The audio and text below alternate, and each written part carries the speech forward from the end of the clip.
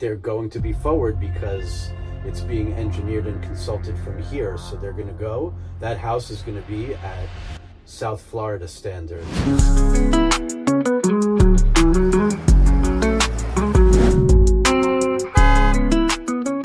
Welcome to Opportunity Knocks. I'm your host, Todd Patton, and I got a special guest today.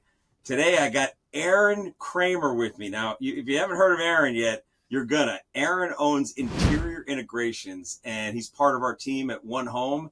And I just learned a bunch about Aaron, and I'm excited, man, to have you here. It's great, man. You taught me a ton, and I can tell you're an expert at this. You've been doing this for a while. 20 years. 20 years, man. So take me back. 20 years ago, we're living where? 20 years ago, I just got out of the Army. I wasn't doing much. I was kind of looking for what would be my corner in life that I would go to and start figuring out what I want to do for a living. I had an uncle in the industry down here that ran a company in Hollywood. He brought me down, said, come try it out.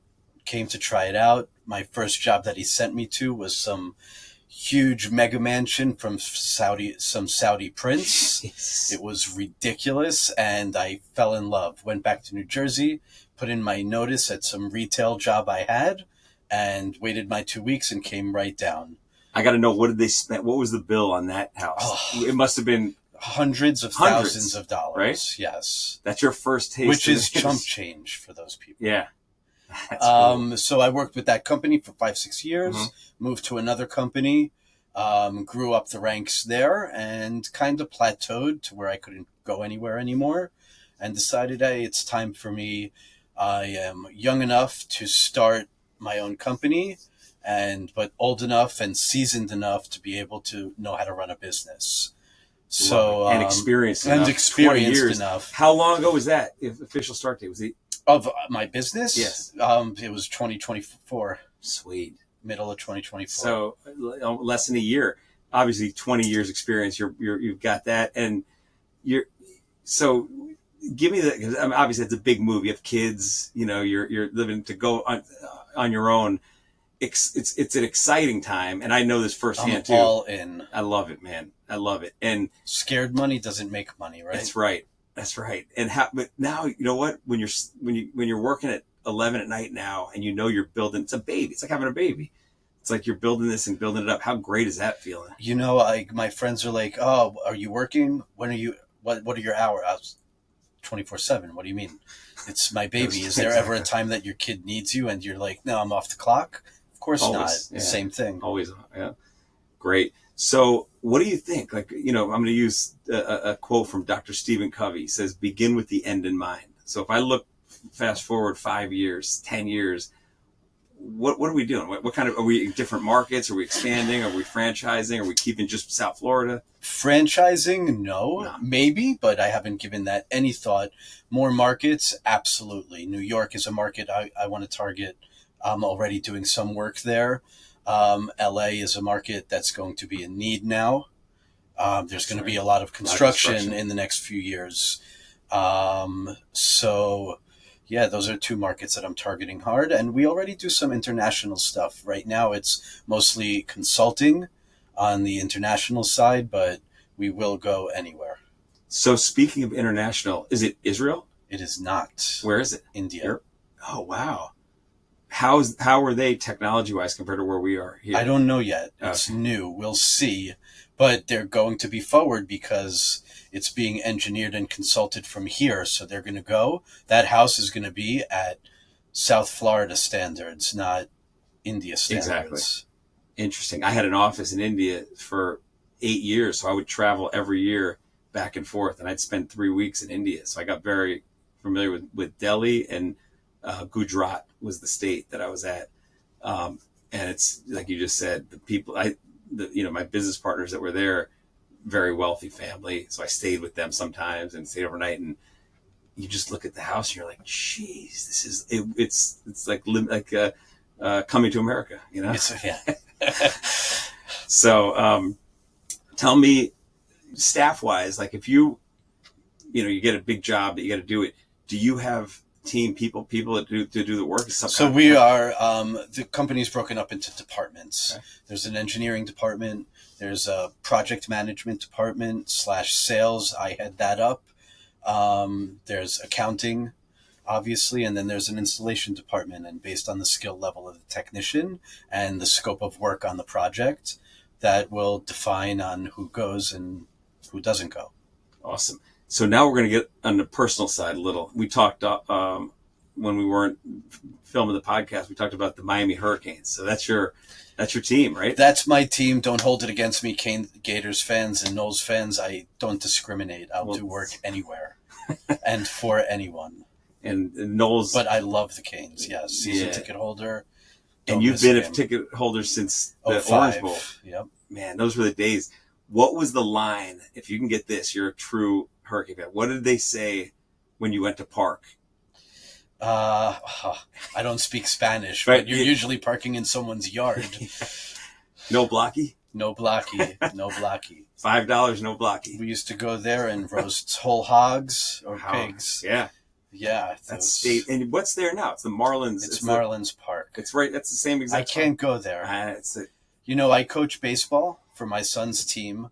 And in Parkland? No, in Davie, where he lives. And baseball, that's a game every kid grows up playing. Yep. And it's hard I take him to games, but it's hard because they wouldn't give the Canes a stadium there when the Canes did so much for South Florida. Exactly. And the Marlins get sold after every championship. It's crazy. And you go to the game and it's a cycle. And it started with what was his name? The GM when he worked the deal out with the county. Jeffrey Lurie. No, that was the owner. His son. Was it Sampson? David Sampson. David Sampson, yes. That was when things started going down. I actually got a funny baseball story for you. So I was a Marlins ticket holder, and this was going back, this was when we played it. I call it Joe Robbie. It's a million. I call it Dolphin You know what I'm Stadium. talking about. Yeah. And I had 6, at the time, I had a mortgage company. So this was 2004, probably 3. And I had 6 seats, front row, first baseline, great seats. And we kept losing, and because they won the World Series, and then they'd sold out. And I was like, you know what, I'm done with it. So I had somebody in my office, and I said, the ticket salesperson's calling me. Watch what's going to happen. I'm going to cancel. And they're not going to be happy. So I said, you know what? I'm not doing it again this year. And I said, but I will if you let me throw the first pitch out. And she goes, Todd, or he said, it was a guy. He said, Todd, this is for president. It's not for a mortgage guy, It's for 5,000 people. Yeah, exactly. In the seats. Not even. Right. So I said, no problem. It's all good. If you can't, no big deal. I'll talk to you soon. It was great working with you. And and I remember looking at him and go, they're going to 5 minutes. Watch. Phone rings. I pick up. Are you sitting down? I go, yeah. You're not going to believe this. I got you to throw the first pitch out. It's going to be the Brewers game. The story gets better.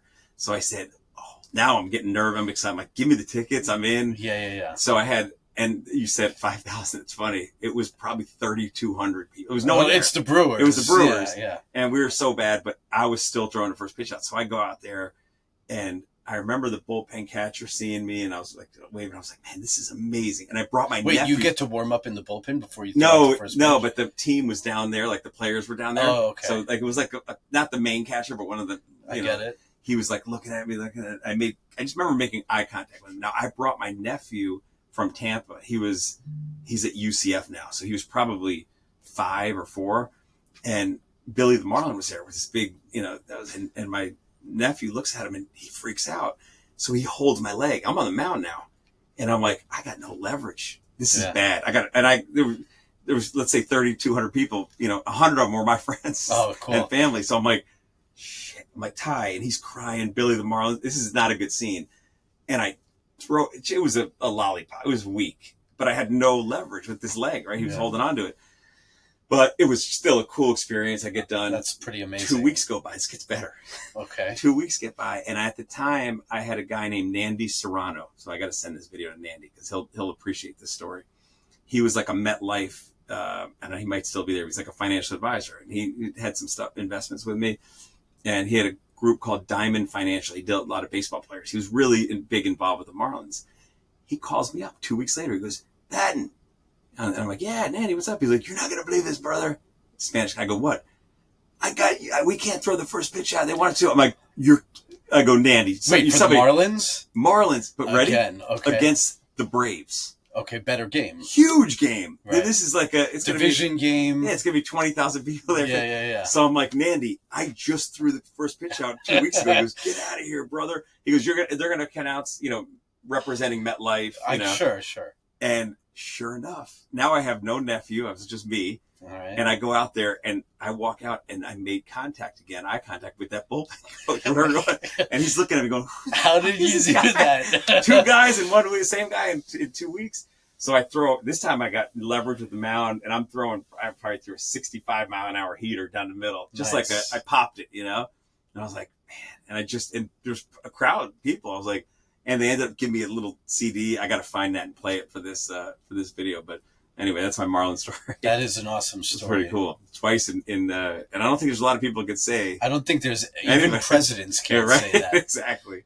But well, listen, I've enjoyed this, man. We've spent about an hour here. Obviously, this podcast we did a little bit before, a little Q&A stuff, and got to know you. And your shit, man. You're an expert. You're a good person. I could tell that. And I'm excited to build your business with you with One Home. And man, I'm looking forward to it. So it's great. Thanks. And it's exciting to be part of One Home. I mean, ever since I came to One Home, I've already had a few jobs from One Home, referrals, not only from Todd, but from other vendors inside the group. So everything, it's well worth the investment. Awesome, man. Thank you so much. Appreciate it, man. My pleasure. Awesome. You're the best.